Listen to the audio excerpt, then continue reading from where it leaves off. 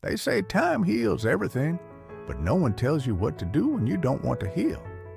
When forgetting feels like betrayal, when silence becomes your only memory of someone you once knew better than yourself. I've written him 61 letters, 61, one every week since he left. None of them ever mailed. Eli and I weren't a perfect love story. We had messes, fights, days we didn't talk. But when he held me, it felt like the world stopped spinning, like I was safe for once. He disappeared in autumn. No goodbye, no warning, just gone. He usually calls me July, said I reminded him of warmth, that I carried sunlight in my voice. I didn't have the heart to tell him I hated the summer heat. Back then, that kind of thing didn't matter. What mattered was us. The moments, the glances, the quiet comfort of existing together. His things are still here. The mug with the chipped handle, the record player he never fixed, the book we never finished reading. I've moved everything around, except those. They stay where he left them, like they're frozen in time. Like if I leave them untouched long enough, maybe he'll walk back in and pick them up again. I saw someone today who looked like him. Same slouched shoulders, same messy hair. For a second, my heart jumped. My legs moved before I could think. But when he turned around, it wasn't Eli. Of course it wasn't. Why do I keep doing that? Believing in impossible things. If I ever disappear, don't wait for me.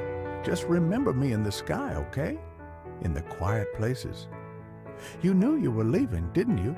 You were preparing me in your own poetic way.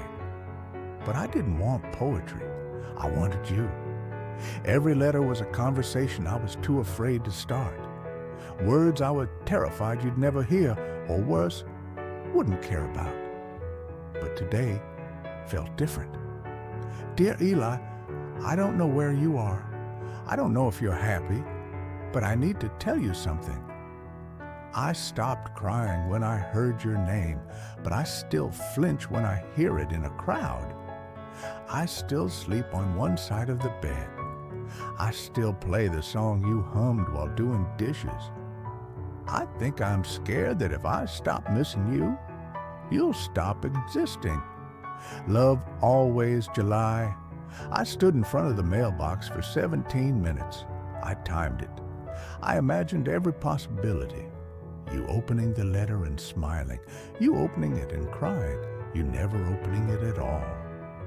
Then I realized I didn't even have your new address. I couldn't send it. Not yet. I'm not stuck. Not really. I laugh. I breathe. I live. But part of me still checks the door at night, still listens for your footsteps, still waits, even when I pretend I'm not. We used to dance barefoot in the kitchen. No music, just the sound of spoons clinking and rain hitting the glass. I think that's when I loved you most. When everything was quiet and ordinary and absolutely ours. I heard it, the knock. I froze. My heart raced. Could it? I saw you in a dream. You were writing me again. I remembered how you laughed. I remembered how to come home. It wasn't a grand return, no movie scene, just a photo, a few words, a maybe. But maybe was enough. Maybe love doesn't end. Maybe it just hides in silence, waiting for the right words to bring it back.